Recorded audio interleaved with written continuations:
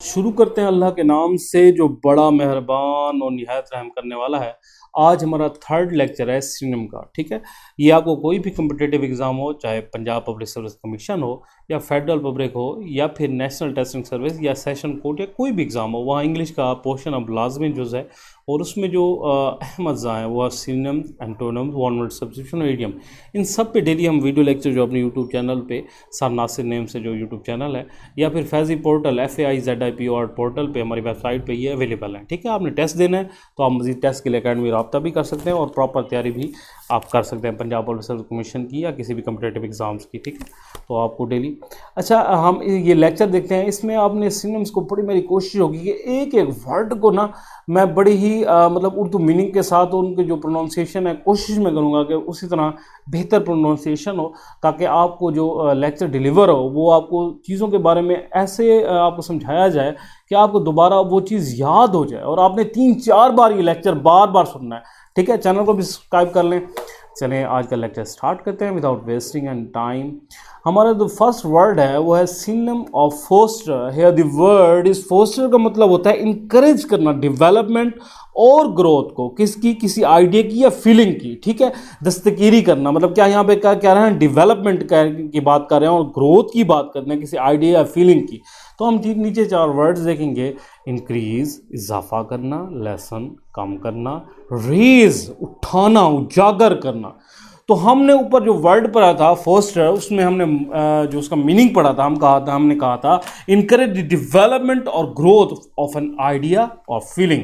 तो उससे मिलता जुलता है रेज। रेज का मतलब भी क्या होता है, इनकरेज करना, उठाना किसी चीज़ को, ग्रोथ करना किसी चीज़ की। ठीक है, तो यहाँ पे हमारा सिनम होगा, हम अल्फाज मिलता जुलता होगा, फोस्टर का वो रेज होगा। ठीक है, द सिनम ऑफ ट्रूथ है द वर्ड इज ट्रूथ का मतलब होता है आर्जी सुलह। ट्रूथ का क्या मतलब होता है, एक आर्जी सुलह। सुलह क्या होगा, एनिमीज के दरमियान होगा। तो ट्रूथ वर्ड होगा एन एग्रीमेंट बिटवीन एनिमीज और opponents to stop fight for a certain time, किसी एक महदूद वक्त के लिए सुलह करना। तो वर्ड ट्रूथ का क्या मतलब है, किसी महदूद वक्त के लिए सुलह करना। तो हम नीचे 4 वर्ड्स देखेंगे, कौन सा हम मिलता जुलता है, armistice. The word is armistice का मतलब होता है सुलह के लिए आर्जी जंग बंदी, रेटिफाई बात पक्की करना, एग्रीमेंट मुआहदा, सेटलमेंट बंदोबस्त। तो यहाँ तो मिलता जुलता हम अल्फाज है वो है आर्मिस्टिस। ट्रूथ का क्या आएगा हमारा सिनम, आर्मिस्टिस, क्योंकि इसका मतलब भी होता है आर्जी तौर पे सुलह करना।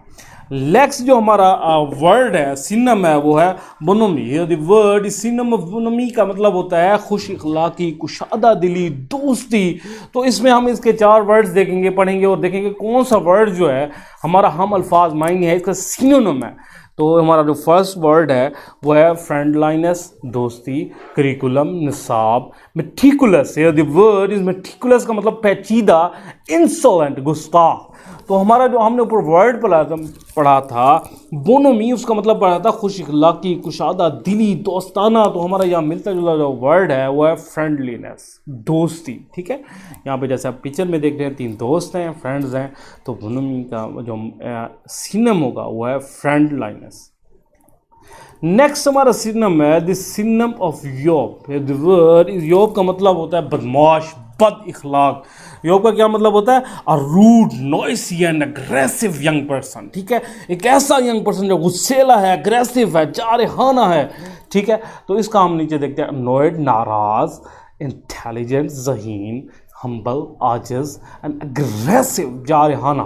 तो हमने योब का क्या पढ़ा था कि ऐसा नौजवान, a rude, noisy and aggressive young person. तो यहाँ पे हमारा आएगा अग्रेसिव, जारहाना। ठीक है, अग्रेसिव जो बंदा होता है वो मार धाड़ वैसे काम करता है। तो योब का क्या होगा, सिनम अग्रेसिव। नेक्स्ट हमारा सिनम है एमनेस्टी। आपने अक्सर सियासतदानों से आजकल सुना होगा कि एक्स एमनेस्टी स्कीम मांग रहे हैं या इस तरह की वर्ड। एमनेस्टी का मतलब होता है आम माफ़ी कर देना। ठीक है, एमनेस्टी क्या होता है, ये होता है official burden for people who has been convicted of political offences, यानी कि ठीक है उनको माफ़ी दे देना। ठीक है, तो इसमें देखते हैं असिस्टेंस, मदद करना, सिक्योरिटी, जामन, जुडिशियल, अदालती, पर्डन माफ़ी। तो एमनेस्टी का हमने पढ़ा था आम माफ़ी, तो पर्डन का मतलब भी माफ़ी होता है, ठीक है। तो आज के हमारे 5 जो सिनोनिम्स थे वो हमने पढ़े। और आपका जो सवाल है वो ये है, आपने कमेंट में लिखना है कि यॉब का क्या मतलब है, द मीनिंग ऑफ यॉब आपने नीचे कमेंट में लिखना है। आपका ये इन 5 में से सवाल है। और इसके अलावा अगर आपको कोई भी वर्ड याद हुआ हो तो वो लिखें। आप चैनल को सब्सक्राइब कर लें। इस तरह इंशाल्लाह synonym antonym one word substitution और आपको जनरल नॉलेज की भी आपको आपने यूट्यूब पे जाना है, FAIZIPOR पोर्टल सर नासिर लिखना है, दोनों अल्फाज इकट्ठे लिखना है और ये मेरा पहला नंबर पे हमारा जो है यूट्यूब चैनल ओपन हो जाएगा। यहाँ पे मैं आपको दिखाता हूँ हमारे यूट्यूब चैनल पे आपको एक इम्तियाज़ शायद के पास पेपर को किस तरह पढ़ना है वो भी यहाँ पे मिल जाएगा डिटेल के साथ, एक पास पेपर को किस तरह पढ़ना होता है और आजकल जो न्यू तर्ज पे है।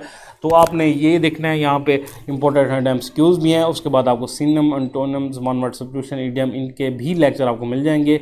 अभी मैंने न्यू क्रिएट किया है, चलें। और मेरी वेबसाइट जो है आप www.faiziportal.com ये मेरी वेबसाइट है।